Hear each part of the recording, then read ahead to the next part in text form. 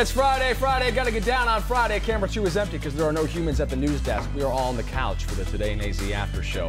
That's the way we roll. Can we get a prompter re-cue at any point, producer Jeff? That's one of their responsibilities in the control room so that we know the words to say. There are no words written here, actually. We're making it all up. Jeff, you got one job. One job. What was the one job? To get us bagels, right? Get the prompter. Oh, the prompter. The prompter. Oh, the bagels, too. Two jobs. We were talking about food all morning long. Emma was trying to get us to order stuff from like Grubhub and Uber Eats on the desk this morning. I've never used that app. Really? None of them? No, I tried the other day on like last Sunday when I was home all day and I was having difficulties with it, so I'm like, forget it. I just got in the car and it's a pain in the butt sometimes. It really is. Like it reminds me like of my own laziness because I'm like, is it really worth going through all of this and paying basically double to get your food so that I don't have to leave the house? And then you're waiting still like 45 minutes. Yeah, and I feel bad too because I live in an apartment building and like getting up to my place is tough and like it's like, can't I just go outside? You know, like it really makes me feel bad about myself when I order food in.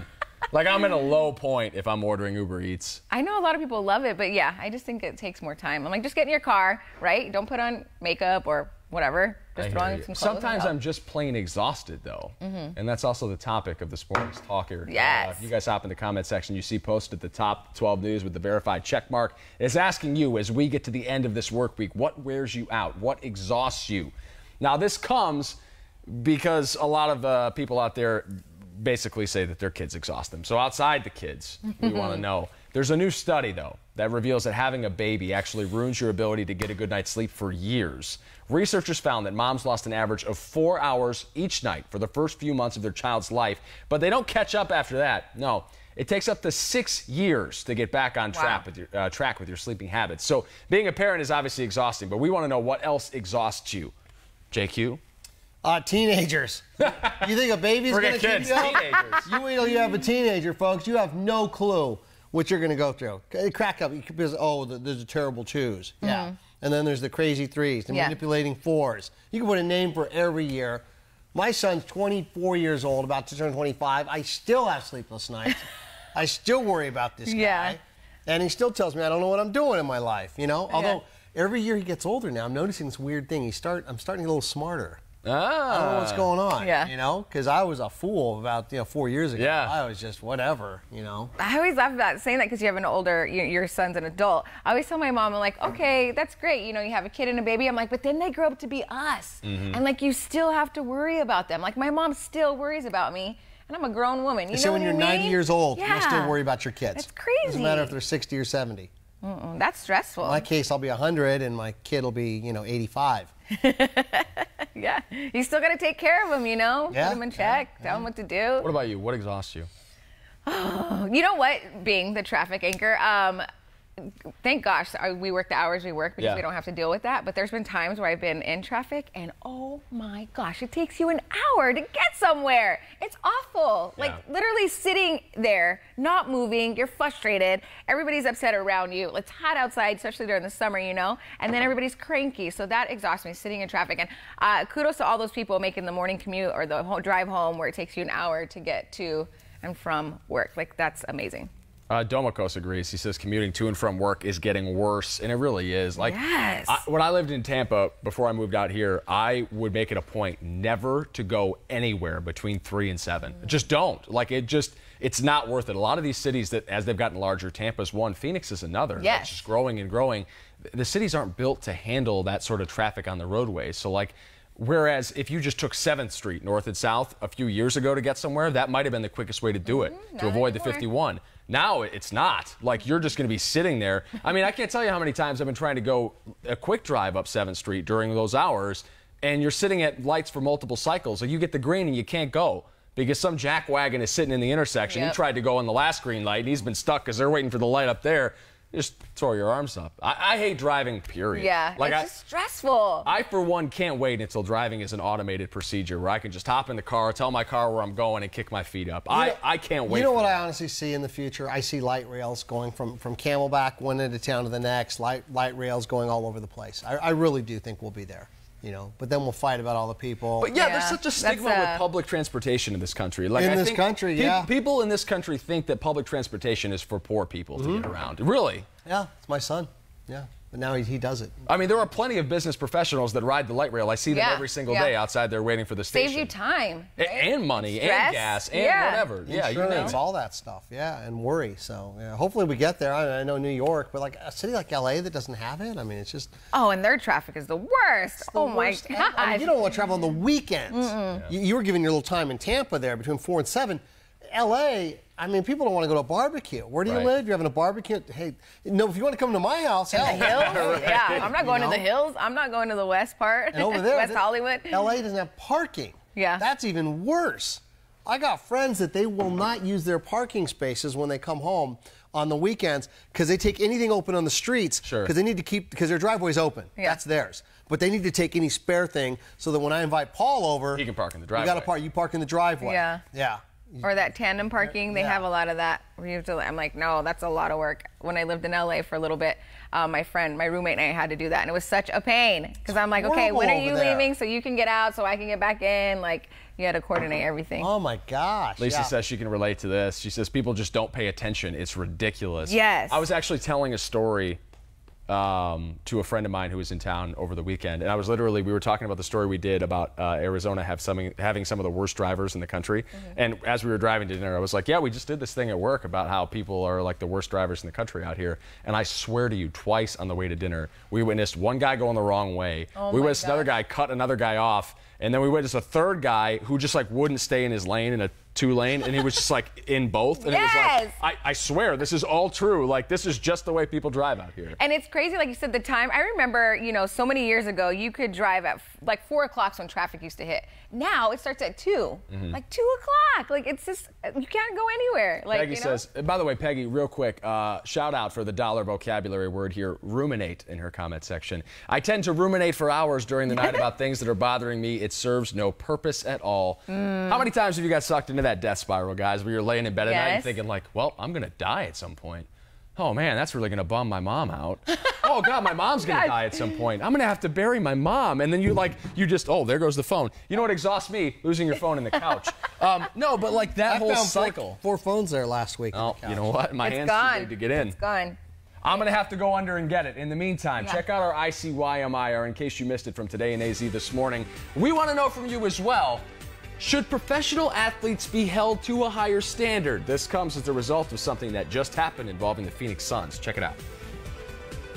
This might be one of the most unusual things in a season of embarrassing incidents for the Phoenix Suns. Here we go. This is bad, and it's all over social media this morning, too. So here's what happened. Suns guard Josh Jackson, first-round pick a couple of years ago. He was supposed to be at a team-sponsored autograph event at a local grocery store on Wednesday. The promotion was this: if the fans buy a 12-pack of the sponsor's beer, they get Jackson's signature and tickets to the game tonight. There's only one problem with that. Jackson never showed up. Instead, he was posting... This is what makes it worse. Right. He was posting Instagram pictures of himself at a restaurant at the time he was supposed to be on the clock for the Suns. That post has since been deleted, but the internet's forever, so we have it. The fans at the grocery store, as you might imagine, were not pleased. So the interim GM had to go out there and ended up buying beer, handing out 12-packs to everyone that was there waiting. They got their information. They're going to send them a Josh Jackson signature and tickets. Jackson, for his part, was fined $20,000 for skipping out. Ooh. And the Suns, meanwhile, are reeling from another awkward incident, this one not on the hardwood. Fined $20,000? You can't say you're going to be at one of those things and then not show. And to have that many people. Bad look. I know. Darn it. I heard the people were pretty excited to get beer, though. If you were one of those people that got a 12-pack courtesy the Suns, 1, can I have one? And 2, could you contact us, 602-444-1212? I'd love to share your story. Nobody texted us about that yet this morning, but I am curious. They were still sleeping as they drank all the beer. Yeah, I mean, the fact that the parking lot was full out there and people are calling their friends like, hey, hurry up and get down here. The Suns are buying us beer. We want to know what you think about this, though, because I don't think it's out of line to fine Josh Jackson at all. I mean, that's part of the responsibility of having one of those high-profile, multi-million-dollar-per-year jobs. You have a community service engagement. It's part of your contract, basically. I mean, we all do that for the station here. We're a forward-facing group of individuals. Part of our job is at this couch and at that desk over there, but part of it is also being in the community and like doing things to make our world a slightly better place. Josh Jackson was supposed to be somewhere last night. He was contractually obligated to be there. He violated his contract. Yep. I have no pity on someone losing a couple bucks over that. And plus, that's probably chump change to him anyway, right? He ended up paying for that beer. It doesn't matter. One way or another. With a GM, because they fined him $20,000. I guarantee they didn't spend $20,000 on beer. So, I'm a money guy. If I was him, I'd be kicking myself. I can't believe I'm losing $20,000 over this. You know, for a simple appearance. In his defense, he was celebrating a birthday, right? No, you can miss stuff. You know, these guys are. How old is he? He's a baby, early 20s, 21, 22. Oh my God! You know how many appointments I missed, dentist appointments at that age. I mean, he's somewhat of a superstar, huge basketball player. He makes gazillions. He probably didn't write it down. Somebody said, "Hey, remember you got that thing?" And like when I do my public appearance, I tell people, "You text me the day before, to remind the morning you, of that I'm going there." I said, "I will be there," but sometimes just my mind goes. So I can honestly see how it happened. I don't think he was thinking he's above all that. I don't think he blew it off on purpose. I just think he's just like, this is great birthday. And he's like, oh my God. I forgot. Yeah, I totally forgot. Yeah. But finding him will teach him, okay, I don't want to do this next time. I don't want to lose out on this money, so I'm going to make sure that I make my appearance. We'll teach him till he turns at least over 25. Yeah, we don't know what the reason was, so we don't want to make it sound like it was malicious when it probably wasn't. But, I mean... same as you, JQ, when I do one of those events or something outside the norm, I write it on my calendar. I have it on my Outlook calendar. I put it in a note. You know what I mean? Like, you take the steps, since I can't afford a personal assistant, to sort of be your own and be like, set a trap for yourself that you'll fall into so you remind yourself to go and do something. Yeah. You got to have good people around you, or do that. But again, he's young. You're a pretty organized guy and pretty responsible. And like I said, I have the experience of a 20-year-old that I've been raising. And, oh my gosh, I got to call him. I got to do this. Hey, I'm going to be there at 11:30. I need you to be up. 11:45, 1 o'clock. Oh, Dad, sorry, I just woke up. I'm like, oh my God. Chloe saying arguing with teens is exhausting. She echoes your sentiment, JQ. Rick Miller is exhausted with all the snowbirds. I had another friend text me and say, when does the traffic get better around here? And I was like, what is it, March? Well, the snowbirds are still here, so. Yeah, and they drive super slow. Okay. I'm like, come on, drive the speed limit. They leave a lot of money here. Yeah, no, I'm not complaining about the snowbirds. I just want them to drive the speed limit. When I was in San Diego, there's a term for people from Arizona. They call them zonies out there. And they complain. I used to stand up for them, too. They drop a ton of money into the economy. People from Arizona that go to San Diego for the summer. Sure. But I was never a zonie because, you know, that's not cool because I'm from Diego, brah. So I got the job here, and immediately, 3 months after I worked here, I went back. But, you know, I changed my plates and everything to be legal. And I'm back in San Diego, and I'm having fun in my neighborhood, my peeps, and I kind of make a left turn. I don't know if I cut somebody off, but I hear the horn honking, and I hear some dude saying, "Ya frickin' zonie!" And I'm like, oh, I'm a zonie now. It's not that bad. But yeah, so. We are great. I'm the worst in the car. Like, I think it's just like where I was raised. Like, being a Midwestern guy, I think like road rage is just kind of part of the culture out there. Like, it really is. I feel like I was raised with a dad who yelled at other drivers when I was a kid and in the passenger seat, and now that I'm adult, I yell at the other drivers. I've had people in my car be like, dude, chill out a little bit. What about the look? Have you looked at somebody when the look is sometimes way worse. Like when somebody cuts you off or whatever and then you pull up to the same light, just look out the window at them like, oh, hi, yeah. I've done that a few times. I'm like, hello. This is the best signal, the universal, do you not see what I see? Use your eyes. Yeah. I do this. It diffuses the situation. What? When I cut them, I just the hand up, like, sorry. Yeah. And it really works. Yeah. There has been times, I got chased twice. I got chased once in Boston, and I got chased in San Diego. Now, they wouldn't stay off my tail. Oh, my. I mean, it was a full-on chase in Boston. We were going. It was a group of those dudes, man.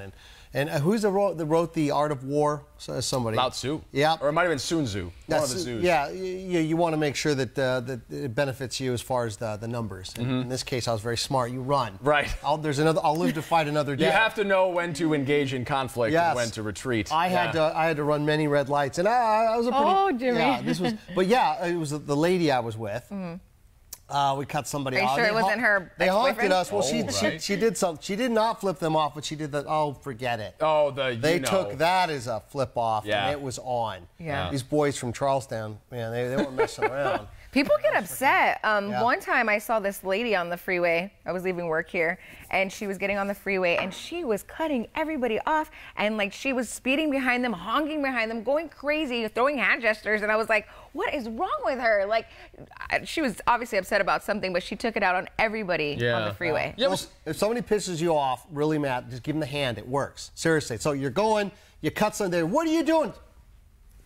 It really does. They'll just go past. Sorry. They'll do road rage on the next guy. You don't want to be the next guy. You know, I try to give them a benefit of a doubt. Like, that's the way I reconcile my own anger between my ears, is just to sit back and be like, maybe there was an emergency. Right. Maybe they're rushing to the hospital to see mom or dad before they pass. Maybe there's a pregnant woman in the car and she's going into labor. Like, that's almost never the case, I'm sure. Maybe they I'm sure forgot it's to just take mostly their meds. idiots. Maybe they ran out of meds and the Medicaid doesn't. I don't know. Hey, Susie says TGIF. I couldn't agree more, Susie. Happy TGIF. Friday. Let's do some fresh squeezed juice, Vanessa. Okay, I saw this the other day. It's the cutest thing. Well, maybe cute, but not that cute. Double take time. Check out what firefighters in Germany were preoccupied with recently. Yep. Germany. A fat rat that you're going to see in a moment. Now, show it now. There it is. Look at it. Two little girls spotted him stuck in a manhole cover.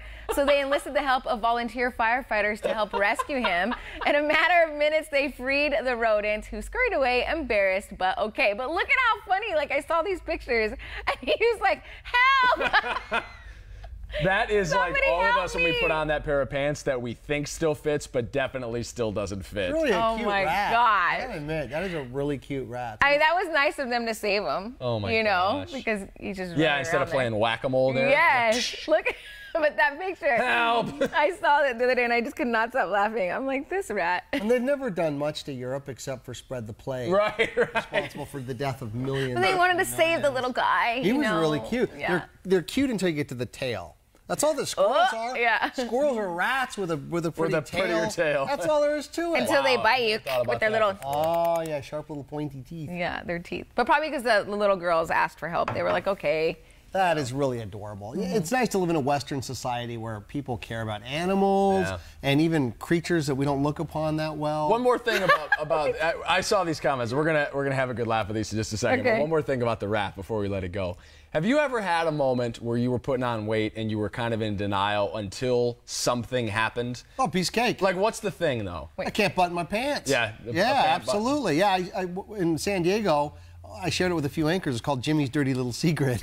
No, I couldn't quite button my pants, so I Right. use that, because I don't change my pants. Once you change your pants, There's no going and back. you tailor out, Yep. then you get comfortable with that, then it just keeps going. Yep. So you got to stay at the same pants and bust your butt to get back into those pants. Wow. Literally, bust your butt or you'll bust the butt in the pants. I just go up one dress size. Yeah, so that's my Have you ever had a moment where you're like, wow, I need to fix this? Yes. What is it? Like, what's the thing that... No, like the go dress size. There's been It's a one dress time, thing. working here because the hours aren't normal. We have a sedentary job. So I don't get enough sleep. Sometimes I was eating too much fast food, and I put on a dress one day, and it was running late, so I had to keep it on. But I was like, wow, I should not be wearing this dress. Like- It's not. I feel like when those moments are like coming, like when I know that I'm about to hit the reset button and like fix the diet situation, I like to really make myself feel as bad as I can right beforehand, because that's the motivation for me. So like if I'm having a bad week and I've maybe been drinking too much and eating bad things and not exercising, that like Sunday night, I'll get Taco Bell.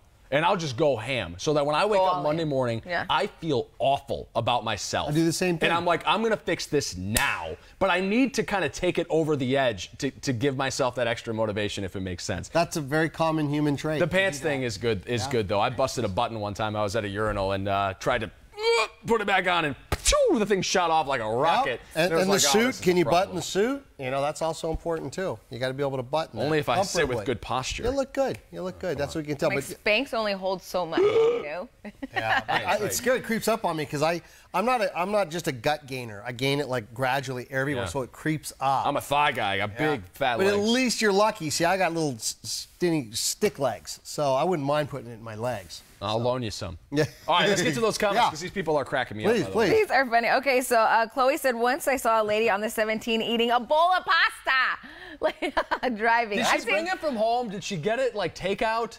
You Why know what it couldn't is? She wait? was probably running late. It's maybe her lunch break. I gotta eat. Yeah, I gotta eat while I'm doing what I'm doing. I've seen people put on makeup. I've seen people shave. Was it gnocchi?